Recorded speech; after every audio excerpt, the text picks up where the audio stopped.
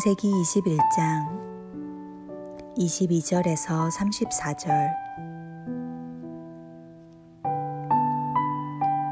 그때에 아비멜렉과 그 군대 장관 비골이 아브람에게 말하여 이르되, 내가 무슨 일을 하든지 하나님이 너와 함께 계시도다. 그런즉 너는 나와 내 아들과 내 손자에게 거짓되이 행하지 아니하기를 이제 여기서 하나님을 가리켜 내게 맹세하라. 내가 내게 후대한 대로 너도 나와 내가 머무는 이 땅에 행할 것이니라. 아브람이 이르되 내가 맹세하리라 하고, 아비멜렉의 종들이 아브라함의 우물을 빼앗은 일에 관하여 아브라함이 아비멜렉을 책망하매, 아비멜렉이 이르되 누가 그리하였는지 내가 알지 못하노라. 너도 내게 알리지 아니하였고 나도 듣지 못하였더니 오늘에야 들었노라. 아브라함이 양과 소를 가져다가 아비멜렉에게 주고 두 사람이 서로 언약을 세우니라. 아브라함이 7 암양 새끼를 따로 놓으니 아비멜렉이 아브라함에게 이르되, 이 7 암양 새끼를 따로 놓음은 어찌미냐.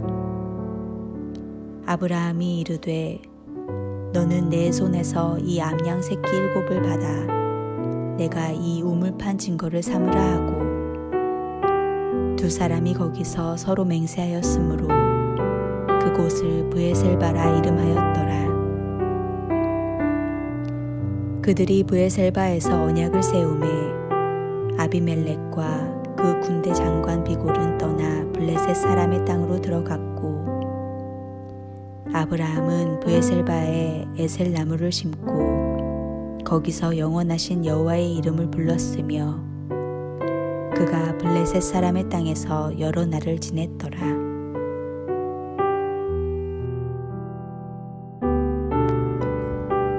아브라함의 상속자 문제는 이제 완전히 정리되었습니다. 오늘 본문에서는 약속의 또 다른 핵심 요소인 땅에 관한 의미 있는 진전을 우리에게 보여줍니다. 신실하신 하나님의 인도하심과 보호는 이제 제3자의 눈에도 점점 더 뚜렷하게 보였던 것 같습니다. 창세기 12장 2절에서 하나님께서 아브라함을 부르시면서 아브라함에게 믿음의 삶을 시작하라고 이끄실 때 이렇게 축복해 주셨습니다. 내가 너로 큰 민족을 이루고 내게 복을 주어 내 이름을 창대케 하리니 너는 복의 근원이 되리라. 하나님은 약속을 반드시 지키시는 신실하신 분이십니다. 정말로 아브라함은 모든 믿는 사람들의 믿음의 조상이 되었을 뿐만 아니라 그 자신도 복의 근원을 가진, 아니 복이 된 사람의 삶을 살게 되었습니다. 이런 아브라함의 이름은 그 당시 주변 국가의 사람들에게까지 널리 알려졌고 그 나라의 왕들도 그의 이름을 알았을 정도였습니다. 그런 아브라함을 이방 왕인 아비멜렉과 그의 군대 장관 비골이 찾아옵니다. 이들은 아브라함보다 권력이 있는 사람이었습니다. 아비멜렉은 아브라함보다 훨씬 큰 사람이었습니다.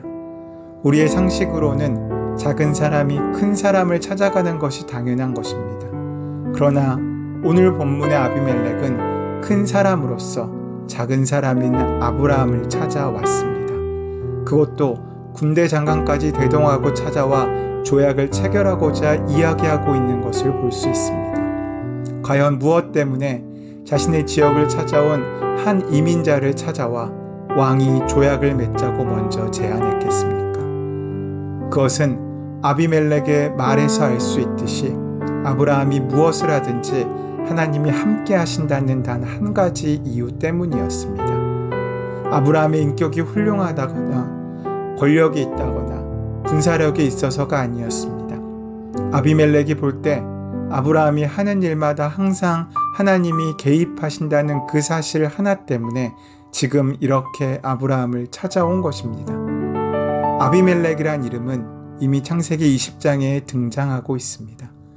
창세기 20장에서 아브라함과 사라가 남방으로 이동하다가 아비멜렉을 만났습니다. 그때 아브라함은 자신의 부인을 누이라고 속이는 비겁한 잘못을 저질렀습니다. 아비멜렉은 사라가 정말로 아브라함의 누이인 줄 알고 자기 부인으로 삼았습니다. 그러자 하나님께서 아비멜렉의 꿈에 나타나서 그 여자를 범하지 말고 돌려보내라. 그 여자를 범하는 날에 내가 너를 죽일 것이다 라고 말씀하셨습니다. 이에 깜짝 놀란 아비멜렉은 그 다음날 부인인 사라를 돌려보내면서 아브라함에게 내가 어찌 나를 속여서 나를 범죄하게 했느냐고 따져 묻습니다.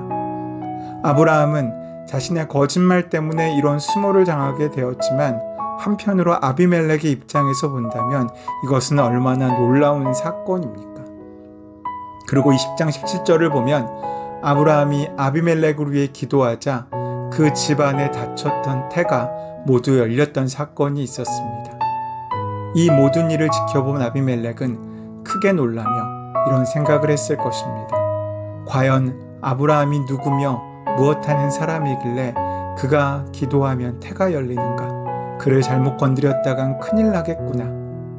그래서 아비멜렉은 22절에서 이렇게 고백합니다. 당신이 무슨 일을 하든지 하나님이 당신과 함께 하시는군요. 이것이 바로 하나님의 사람들의 특징입니다.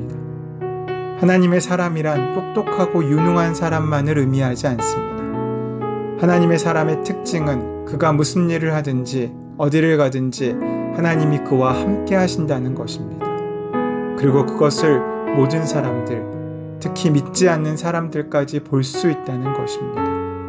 이 교회는 정말 하나님이 함께 하시는구나 라는 말을 듣는 교회는 진짜 교회이고 하나님이 함께 하시는 영향력을 드러낼 수 있습니다. 저 사람은 정말 하나님이 함께 하시는구나 라고 평가받는 성도라면 그 사람은 진짜 성도일 수 있습니다. 그런 영향력은 세상 사람들에게도 드러나 나타나게 되기 때문입니다. 아비멜렉은 아브라함과 동맹을 맺지 않고 살기에는 뭔가 불안함을 느낍니다. 자기 땅에 찾아와서 사는 한 사람이지만 어쩌면 별 볼 일 없는 한 사람에게 그는 장군을 대동하고 찾아가서 자신의 동맹을 맺자고 제안했던 것입니다. 우리는 여기서 세상에 영향력을 주는 아브라함을 볼 수 있습니다. 아비멜렉은 이미 아브라함의 체류권을 보장한 상태였는데 이제는 대대에 이르는 평화조약을 체결하자고 요청하고 있었습니다. 그런데 아브라함은 이 기회를 놓치지 않고 한 발 더 나아가려고 합니다. 체류권을 보장해 놓고 우물을 빼앗는 행동을 불의한 일인데 그 상태에서 평화조약을 맺는 것이 어떤 의미인지에 대한 의문을 표현한 것입니다. 당황한 아비멜렉은 자신의 결백을 호소하며 평화조약과 함께 브엘세바 우물에 대한 아브라함의 독점적 이용권을 보장합니다. 이 우물이 그 유명한 브엘세바입니다. 브엘세바는 맹세의 우물이라는 뜻입니다. 아브라함은 아직 그 땅을 소유한 것은 아니지만 하나님께서는 이미 그 땅을 그에게 허락하고 있으신 것입니다. 이스마엘의 일은 두고두고 아픔으로 남을 일이었습니다.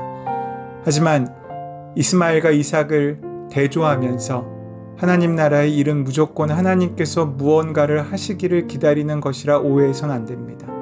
그 실패는 약속을 성취하려는 노력 때문이 아니었습니다. 하나님의 능력에 관한 오해, 여러 가지 다른 편견 등에 대한 오해들이 복잡하게 얽힌 사건이었습니다. 하나님께서는 우리의 삶 가운데 오직 우리가 다른 생각이 아닌 하나님의 약속을 붙잡고 살아가는 사람이 되기를 원하십니다. 거기에 방해가 된다면 사랑하는 아들, 소중한 생명이지만 이스마엘도 떠나게 하시고 그 빈자리로 하나님의 약속을 다시 채우심을 우리는 확인할 수 있습니다. 믿음의 사람의 삶은 오직 하나님께 충성된 삶을 살아갈 때 그 나머지를 하나님이 채우시는 은혜를 온전히 만나고 누릴 수 있습니다.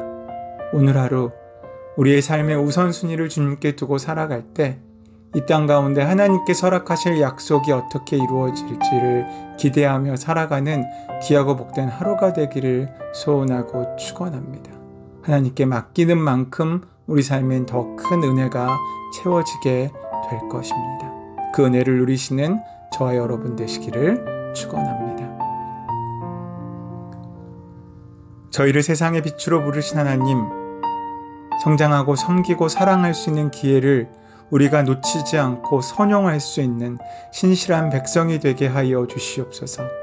땅을 구하는 인생이 아니라 하나님을 추구하며 하나님을 붙잡고 살아갈 때 이 땅에 하나님의 은혜를 만나고 누리는 귀한 삶을 살아가는 오늘 하루가 되기를 소원하며 감사하며 예수님의 이름으로 기도드립니다. 아멘. 이제 다 함께 주신 말씀을 기억하며 그 말씀을 가슴에 심고 말씀이 현실로 이루어지는 귀한 하루를 살기 위하여 기도하시겠습니다. 다 함께 기도하겠습니다.